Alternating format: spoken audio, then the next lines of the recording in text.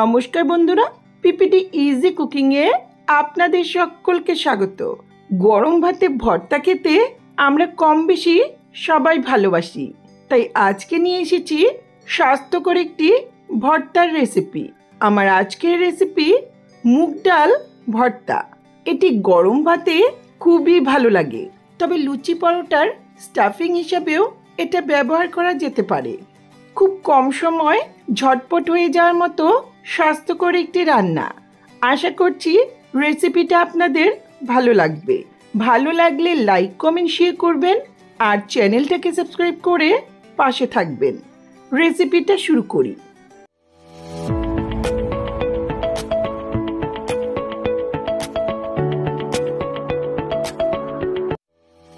মুগ ডাল ভর্তা করার জন্য গ্যাসে একটা প্রেসার কুকার বসিয়ে নিয়েছি। এখানে 1 কাপ মুগ ডাল ভালো করে ধুয়ে 3-4 ঘন্টা মতো জলে ভিজিয়ে রেখেছিলাম। এখন এটা প্রেসার কুকারে দিয়ে দিচ্ছি। সামান্য একটু জল দিচ্ছি। জলটা এমনভাবে দিতে হবে যাতে ডালটা সেদ্ধ হয়ে যায় আর জলটাও শুকিয়ে যায়। এর মধ্যে দিচ্ছি সামান্য একটু লবণ। ভালো করে একটু মিশিয়ে নেব। এখন প্রেসার কুকারের ঢাকনিটি আটকে গ্যাসের ফ্লেমটাকে অন করে দিচ্ছি। বেশ অনেকটা ডাল আছে, ডালের পরিমাণ বেশি বলে সিটি দেওয়ার প্রয়োজন নেই। যদি ডালের পরিমাণ কম হয় তাহলে একটা সিটি দিতে হবে। প্রেসার কুকারের সিটি পড়ার আগ মুহূর্তে ফ্লেমটাকে অফ করে দেব।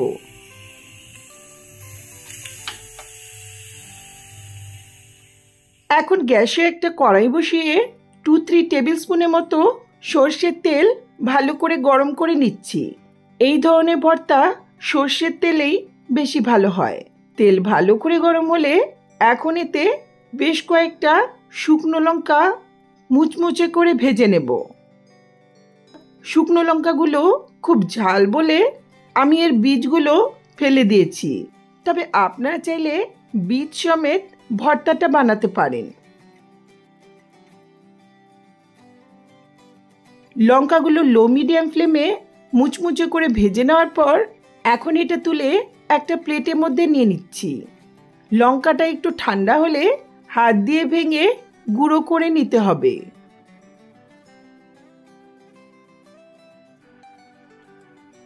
এখন গ্যাসের ফ্লেমটা লোতে রেখে এই তেলের মধ্যে 1 মুঠো রসুন দিচ্ছি।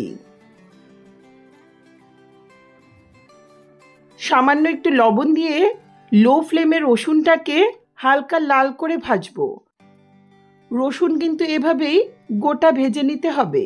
রসুন বেটে বা কুচিয়ে দিলে রান্নার ফ্লেভারটা খুব ভালো আসে না। আর লো ফ্লেমে ভাজতে হবে, কারণ হাই ফ্লেমে ভাজলে রসুনটা ফেটে তেলটা ছিটতে পারে। রসুনটা হালকা লাল করে ভাজা হলে এখন এতে 2টো মিডিয়াম সাইজের স্লাইস করা পেঁয়াজ দিচ্ছি। পেঁয়াজটাকে মিডিয়াম ফ্লেমে হালকা লাল করে ভাজবো। পেঁয়াজ ভাজার গন্ধটা এই ভর্তাতে খুবই ভালো লাগে।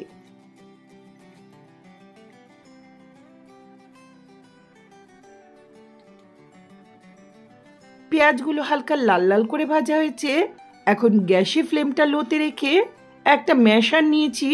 এটা দিয়ে রসুন আর পেঁয়াজটাকে একটু ম্যাশ করে নেব। ম্যাশার না থাকলে যে কোনো বাটি দিয়ে এভাবে চেপে রসুন আর পেঁয়াজটাকে একটু থেতো করে নিতে পারেন। এই পদ্ধতিতে রান্না করলে রান্নার ফ্লেভারটা খুবই ভালো আসে। এগুলো একটু থেতো করে নিয়ে এখন এতে দিচ্ছি সেদ্ধ করা ডাল। চেষ্টা করবেন যাতে ডালে খুব বেশি জল না থাকে। আমি সামান্য একটু বেশি দিয়েছি, সেটা সমেতই ডালটাকে কড়াইয়ের মধ্যে ঢেলে দিচ্ছি।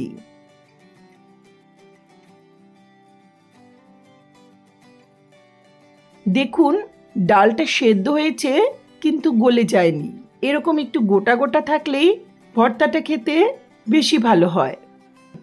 এখন একটু ঢাকা দিয়ে হাই ফ্লেমে ততক্ষণ রান্না করব যতক্ষণ না জলটা শুকিয়ে যাচ্ছে।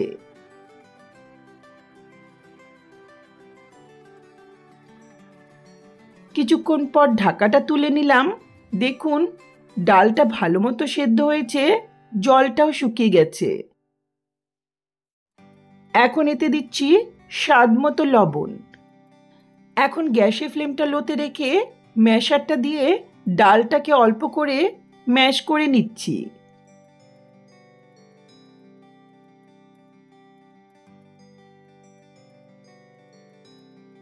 ডালটা কিছুটা গোটা থাকবে আর কিছুটা এভাবে ম্যাশ করে নিতে হবে। ডালটা আধ ভাঙা করা হয়ে গেছে।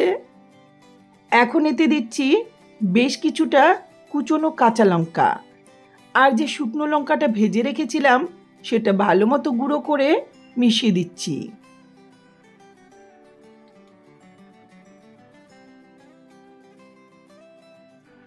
একই সঙ্গে দিচ্ছি 1-2 টেবিল স্পুনের মতো কাঁচা সর্ষের তেল। যারা কাঁচা তেলের গন্ধ পছন্দ করেন না তারা নাও দিতে পারেন।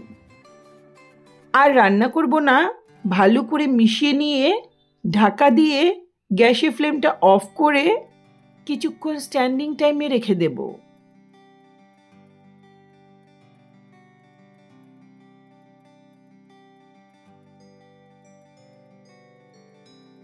কিছুক্ষণ পর দারুণ স্বাদের মুগ ডাল ভর্তা সার্ভ করার জন্য রেডি। চাইলে সবশেষে সার্ভ করার সময় এতে কুচনো কাঁচা পেঁয়াজ অ্যাড করা যেতে পারে। এই মুগ ডাল ভর্তা গরম ভাতের সঙ্গে খুবই ভালো লাগে।